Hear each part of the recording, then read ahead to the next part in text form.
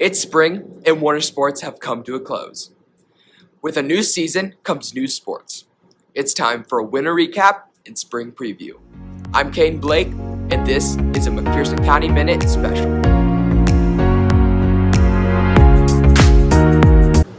First, I talked to head boys basketball coach Tim Karn.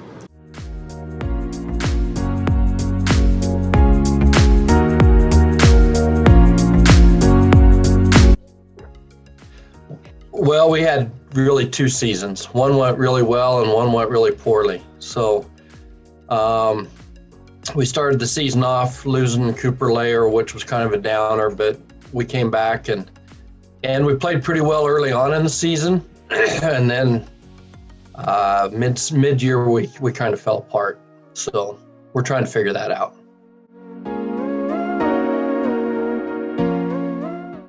Well, let's see. The boys went 16-7, which some would consider an okay season. That's 70% win rate. We were disappointed. I think probably the best success would have been we beat the conference champions on their home court a couple weeks after they won conference, and did it without our second leading scorer and second leading rebounder. So I was proud of the boys there. I wasn't at the game. I was homesick, but I was proud of them for that.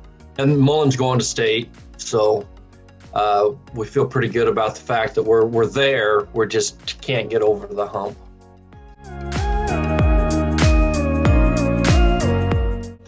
Well, I think we've got to get the boys to buy in that basketball players aren't made during the season, they're made in the off season. And we don't understand that when we take the court, for example, against Myrna in districts, their boys had actually gained muscle mass and quickness and speed, and we had actually lost muscle mass. So our boys have to understand that in football and basketball and track and whatever they do, except maybe golf and cross country, we need to get a little thicker and a little stronger and a little faster.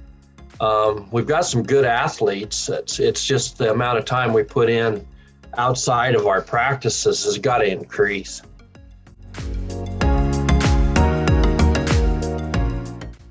Oh gosh. Well, you start with Cole, I guess. He averaged 20 points, 11 rebounds a game. Disappeared again at some times, we're trying to get him through that. But I think all in all, he had a good year. Ethan Nicholson was averaging 13 a game, 9 rebounds until he went down with a concussion at Paxton, which was a good win for us too at Paxton in overtime, and again without Ethan. I think when I look at development, the younger kids, when you're looking as a coach, obviously you're looking not only at this year, but the year after and the year after and the year after. And I think that for the next 3 years, we'll be pretty solid. We've got I thought BJ Goforth improved immensely this year. I thought Leighton had a real good year. He shot the ball extremely well in the JV games. Isaac Goosey has a lot of potential to be a good player. And then Kyle Kramer, if he ever finishes growing and can get his body caught up with his mind on the court, I think that then probably the football field too, that he'll be a really nice player too. So I was proud of the younger kids. You can't go without talking about Burnside, because he makes a difference when he's on the court. And we had a stretch there where we didn't have him on the court enough, but we ended up getting that rectified. So all in all, I hate to say I'm unhappy with the season, but I am. But you have to understand, I missed 2 weeks of practice and 4 games. We had a stretch where Cole, Jackson Starr, Kyle, Brent Charlton, they were all sick. And they played, but they played poorly. So, I'm old, so when I get sick, I'm kind of out of commission. Those guys, they fought through it and played, so I was proud of them for that.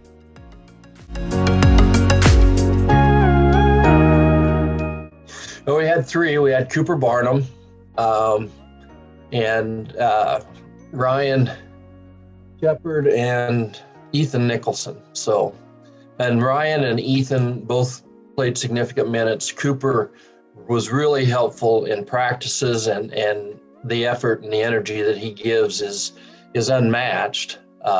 It's just, time and situations didn't allow for a lot of playing time for Cooper.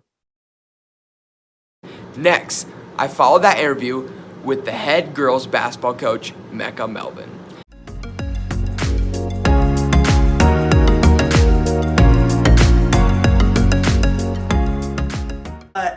We got our first win right before Christmas break, and that really helped us shoot forward for them coming into January.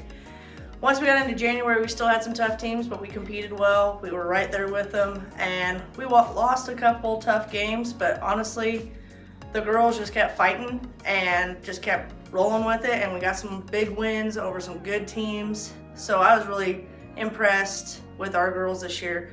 It wasn't an easy season, but every win we had, they fought hard for, and every loss that we had, they kept fighting all the way through.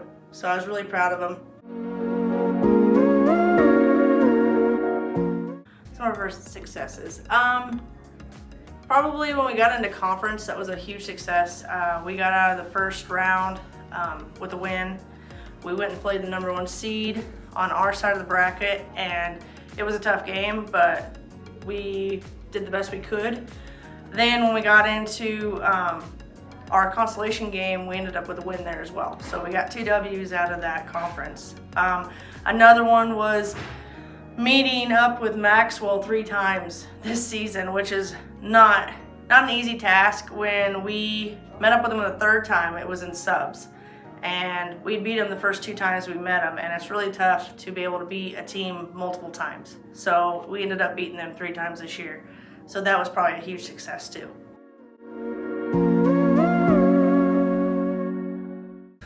We have lots still to work on. We need to be a little bit more savvy on the court, which a little bit more basketball knowledge, which that will come. That will come with more playing time, more time with the ball in their hands. We need to keep working on our little things, the fundamentals still, and just being able to trust in ourselves and each other.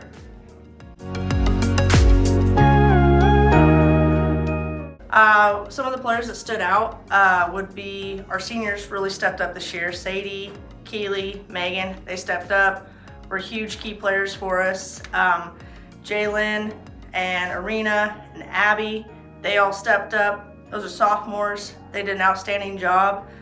I'd say our 3 freshmen that really stepped up would have been Shelby, Emma, and Haley. I mean, those girls, all those girls I just mentioned, they really stepped up this year and took on a role for this team that they needed to.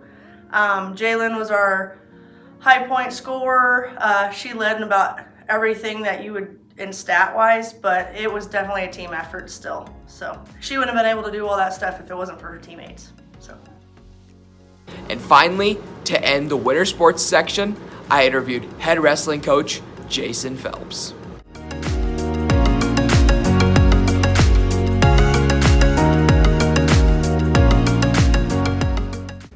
Season didn't go as we planned. We had a lot of sickness, a lot of injuries, and we just never really came together as a team like we have in the past.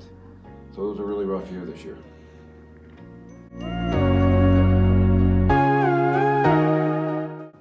Well, we ended up with Dayton ending up being able to place 5th after, again, having a lot of sicknesses and battling through that, and so a couple illnesses, injuries that he had. That was awesome for him to come through that. Connor had probably one of his best seasons, even though he missed a lot. And again, even though he was well above 500, he just never got into a rhythm because he would be there for a week and then be gone the next week. Staying healthy. It's a big one this year because that was our biggest problem this year. We just never were healthy, never had our whole team around. And the healthier we can be next year, the more chances that we have in practice with each other as a team, the better it's going to be.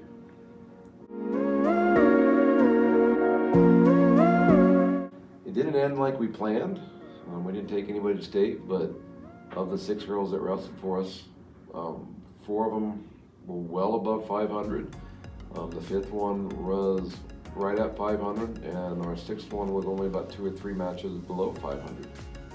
They really took to it, and it was a lot of fun to coach them this year.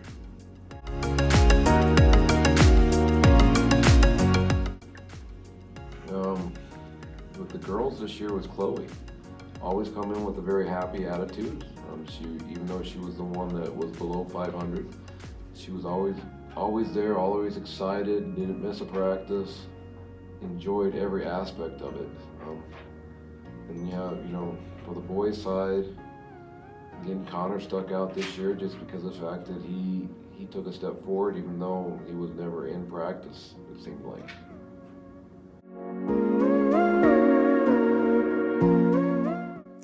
Now that the winter sports section is over, I caught up with head golf coach Gary Halstead.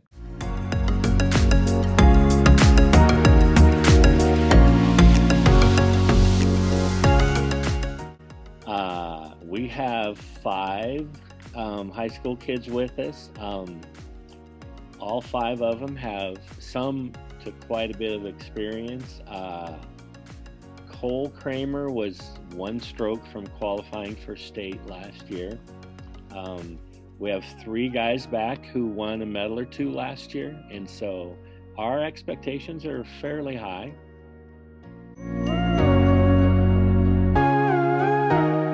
Our first meet is on March 31st. It's our home meet here at Stapleton, and so that's kind of fun to start off with your home meet. Thursday, March 31st.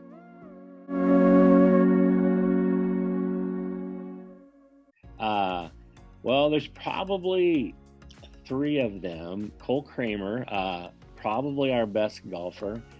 He medaled everywhere except 1 place last year, so we have high expectations for him.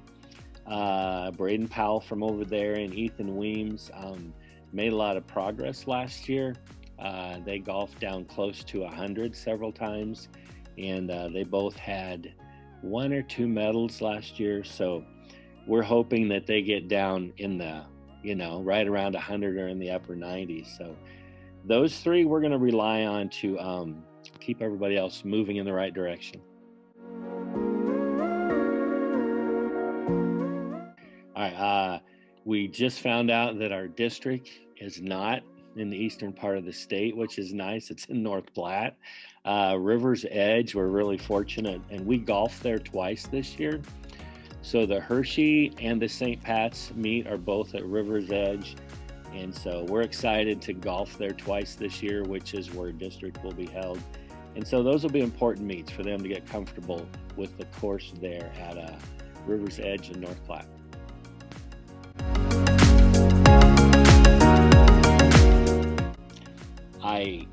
Golf is a mental sport, but I think you strengthen your mind by a lot of drills.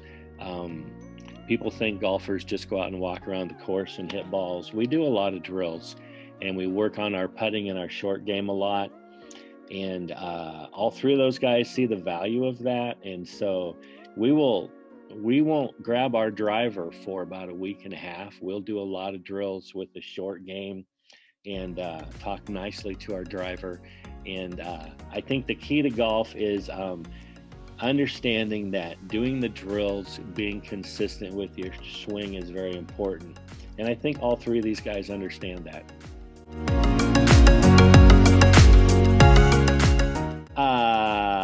Kyle Kramer, who practiced with us last year, and then Tessa Hansen. And then we also have 5 8th graders, because the 8th graders can practice with us and not participate. So it's kind of nice. There'll be 10 of us out there most days, but the junior high kids won't be able to participate. But yeah, Kelsey Amos and Kimpton and Tucker and Scott and Anthony are all going to practice with us. So that's a good future. Yeah.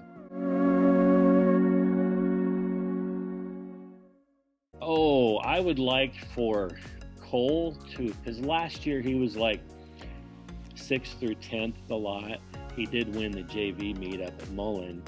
I would like for him to be in the top 5 most places, and the other 2 to be in the top 10 probably half the time anyway. And then when we went to the JV meet at Mullen, we had the best team score that we had, and that actually would have placed us as a team at district to go to state. So if they all get better, we could take a team to state. I know that's a long shot, but it's kind of a goal to have in mind, just to make consistent progress and maybe take a team to state. And to finish off the interviews, I talked with head boys and girls track coach Renee Connell.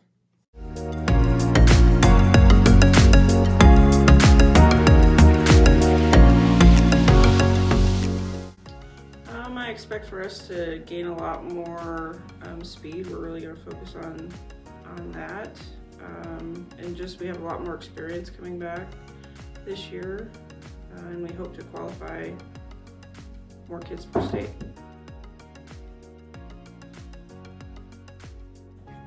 Our first meet is March 26th in Hershey. We'll have 8 or 9 meets this year.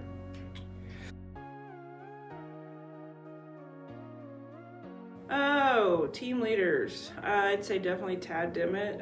He's just kind of a natural leader when it comes to track. Track and field is definitely his passion. And I look for Keely Floria. She's our lone senior this year to really be a leader as well. Some key meets. To be honest, this area of the state is got some really good competition, so a lot of our meets will have some high quality competition, especially in the distance races. We'll see the first and second place in the distance races at almost all of our meets, one or the other.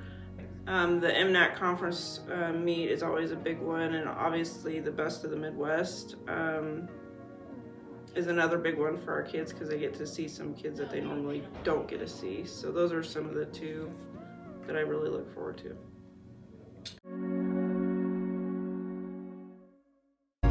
Looking to add more. I look for those 5, well 4. One of those is not participating this year. I look for all 4 of those to be very competitive again this year. We have a strong group of underclassmen that I believe can really contribute. I look to qualify more than we did last year. That's the end goal, is to qualify as many kids at the end of the year as we can. So we just gotta look and see what our best options are when it comes to the end of the season, where the best opportunity for kids to qualify is. This is Caden Blake, and thank you for watching a McPherson County Minute Special. And a thanks to all coaches who interviewed.